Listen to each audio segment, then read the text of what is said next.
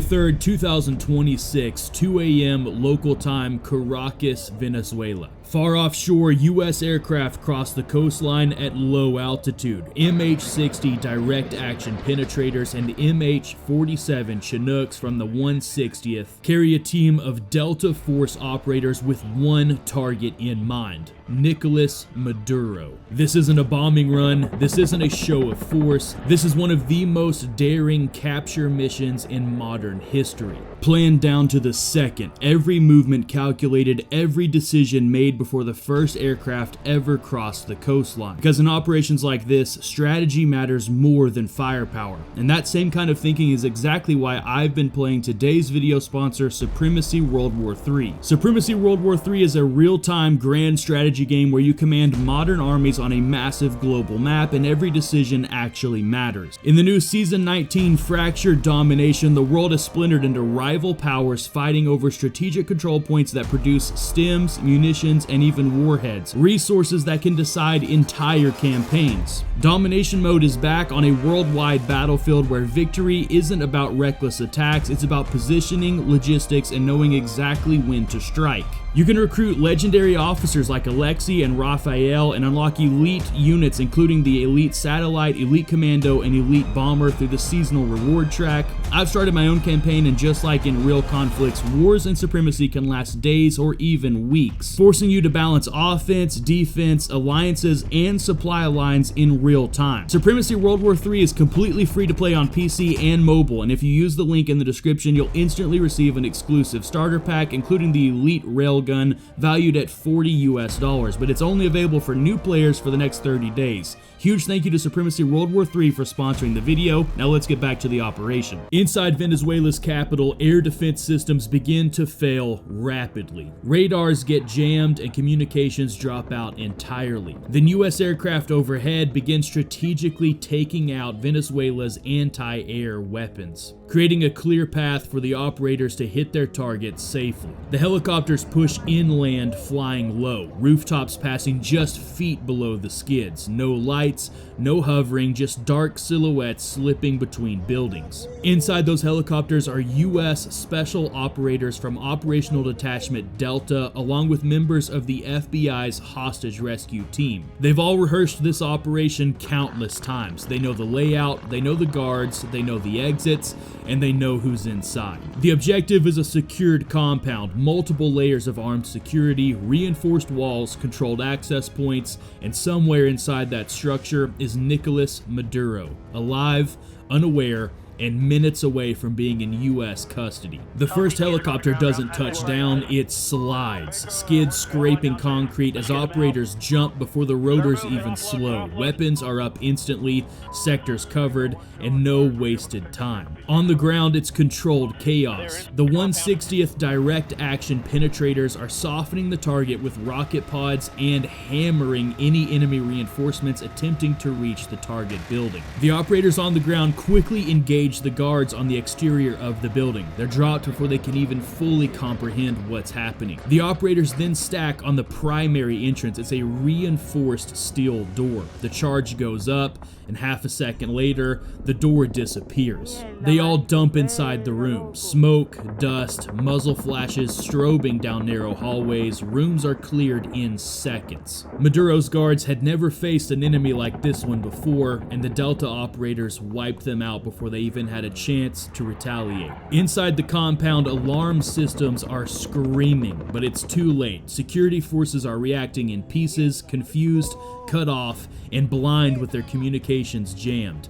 No centralized command, no situational awareness, exactly as the US operators had planned it. A second team breaches the inner structure, tighter hallways, heavier doors. This is where resistance stiffens. Gunfire echoes through concrete corridors as operators push deeper, forcing the defenders backward step by step. The raid accelerates. Every second matters here. This isn't a slow, deliberate clearing of the building. They're going dynamic. because they know somewhere in this building the target is surely trying to escape. The assault team moves deeper into the compound, but outside the clock is running out. The team reaches the last door. This is the room the target is expected to be in. The charge is set and the entry team is ready. The door blows inward and they all dump into the room, weapons up. This is where things get tricky. They have no idea what's waiting for them in this room. All they know is they have to take Maduro alive. Outside the compound, the perimeter teams spot movement. They've got 2 vehicles closing in fast just a couple blocks out. The local security is finally mobilizing and reinforcements are coming in hot. Sadly for the perimeter team, they don't get to see much action because the 160th direct action penetrators wipe out the vehicles before they can even get anywhere close.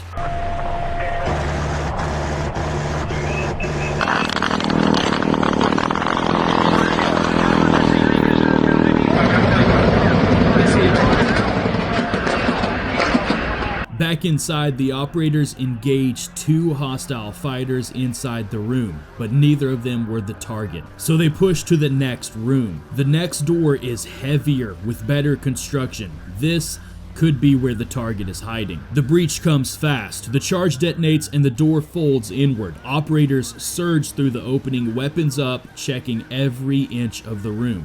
The room is secured in seconds. There's movement in the far corner. The man is surrendering with both hands high in the air. They shout for him to drop to his knees immediately. One operator rushes him, grabs his hands, and pushes him into the ground. Once he's cuffed, they flip him over and shine a white light in his face. It's the target. Nicolas Maduro has been taken alive. The room is then searched immediately. Phones are seized, documents are grabbed, and anything else they can find that could be useful evidence is snatched. The call comes over the radio. Package is secured. Now all the operators have to do is make it out in one piece. Outside, the perimeter pressure is increasing rapidly. Reinforcements are trying hard to reach the target, but the 160th is laying down some heat. Maduro is moved fast, head down, controlled grip, weapons never leaving him, down the hallway, into the stairwell, and out of the compound. Maduro and all the operators pile into the helicopters and take off. The moment the target is loaded and the helicopter's in the air, the tone changes. This is no longer a raid, it's an escape. Perimeter teams pull back in sequence, peeling off positions they'd held just minutes earlier. Enemy vehicles are closing in fast. The city is fully awake at this point, but they're too late. The first helicopter lifts off, straight up aggressive climb. The second follows seconds later. Tracer fire snaps upward from the streets below, inaccurate and desperate. Overhead, U.S. air cover shifts into position. Any pursuit would be seen immediately. Any serious threat would be ended just as fast. But none of it comes. Inside the aircraft, Nicolas Maduro sits restrained, blindfolded, with earmuffs over his ears, holding nothing but a water bottle, surrounded by America's most elite operators. As the helicopters race toward the coast, Caracas finally realizes what just happened. Sirens echo, lights flare across neighborhoods, but the operation is already over.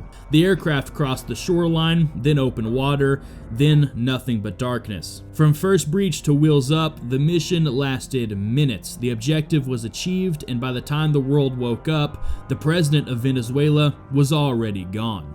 And another huge thank you to Supremacy World War III for sponsoring the video. Don't forget to click on the link in the description to instantly receive your exclusive starter pack containing the elite Railgun unit valued at $40 US. Remember, this offer is only valid for the next 30 days for new players, so don't miss out on your free gift linked below.